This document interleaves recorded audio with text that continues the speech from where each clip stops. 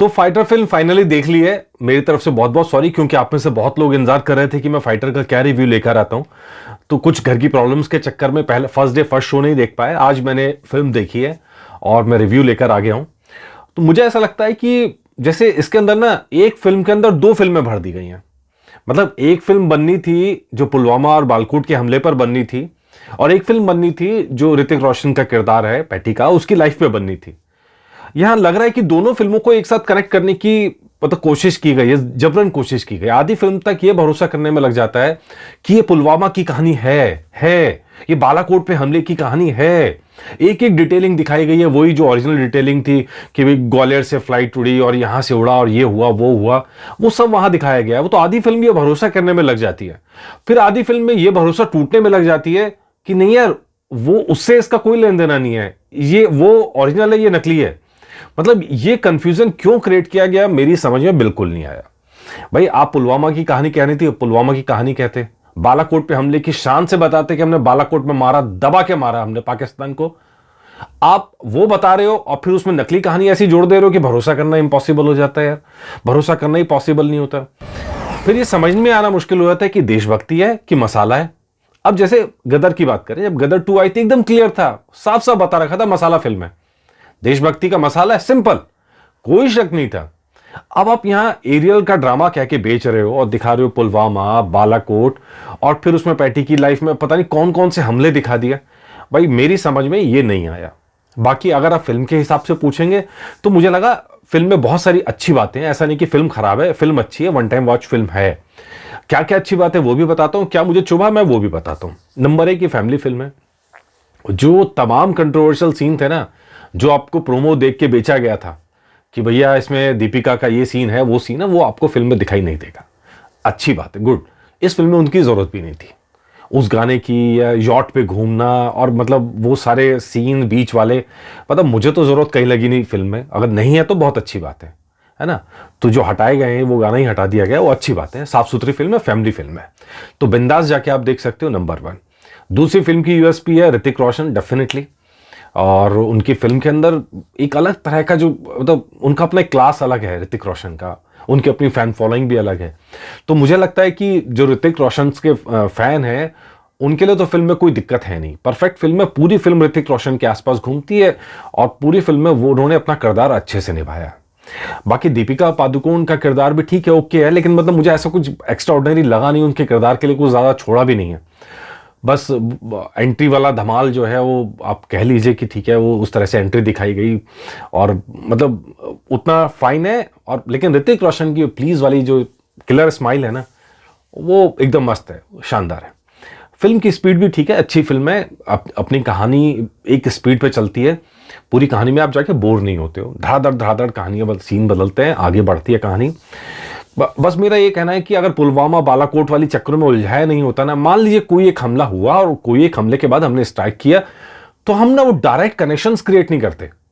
मतलब मेरा दिमाग पुलवामा पे जा रहा है, फिर पुलवामा का दर्द आप उठाना चाह रहे हो।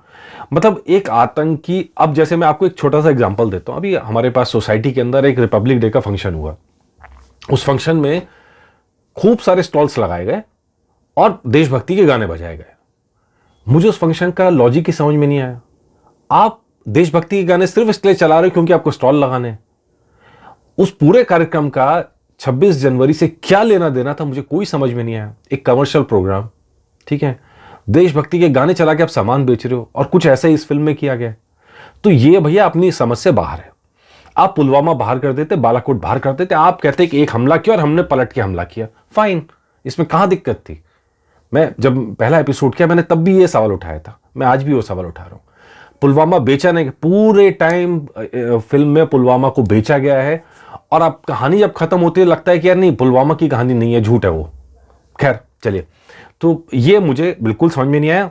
एरियल एक्शन ड्रामे के नाम पे फिल्म बेची गई। हाँ, एरियल एक्शन ड्रामा है, टॉप गन के लेवल का तो नहीं है डेफिनेटली, उससे कंपैरिजन नहीं करें तो बेटर है। वो फिल्म अलग, ये फिल्म अलग, ठीक है। वो जो रीमेक कह रहे थे, वो रीमेक कहना भी एकदम गलत है, बिल्कुल रीमेक नहीं है फिल्म, वो बिल्कुल डिफरेंट है, ये बिल्कुल डिफरेंट है।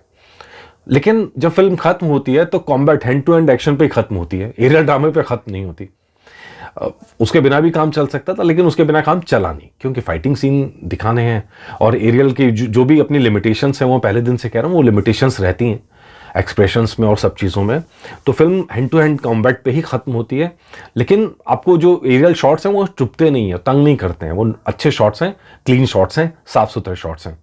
और तो इस हिसाब से, मेरे हिसाब से तो मैं कहूँगा ये तो वन टाइम वॉच है, आपको फिल्म ज़रूर देखनी चाहिए। लेकिन अब कुछ सवाल ये फिल्म छोड़ जाती है, जैसे क्या जैश इतना बड़ा हो गया आतंकवादी संगठन कि वो पाकिस्तान को चला रहा है? मतलब ये थोड़ा सा हैरान करता है। जैश एक मोहरा है जिसको पाकिस्तान और आईएसआई ने प्लांट किया भारत में आतंकी हरकतें करने के लिए, लेकिन इस फिल्म में दिखा दिया गया कि जैश इतना बड़ा है कि पाकिस्तान सरकार को चला रहा है, पाकिस्तानी आर्मी को चला रहा है, आईएसआई को चला रहा है।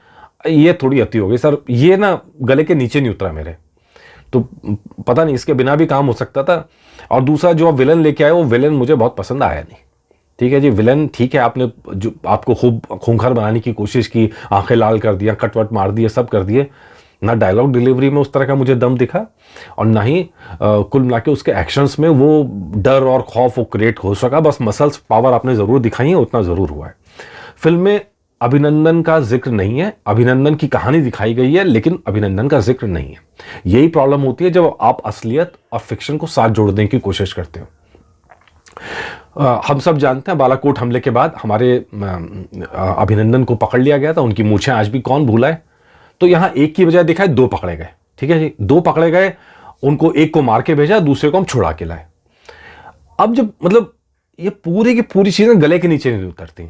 आप या तो इधर हो जाते, आप दिखाते ही नहीं, पुलवामा बालाकोट दिखाते ही नहीं, आप कहते हैं कि एक हमला हुआ, उसका हमने पलट के जवाब दिया, बात खत्म। फिक्शन कहानी थी, सब समझ लेते फिक्शन है।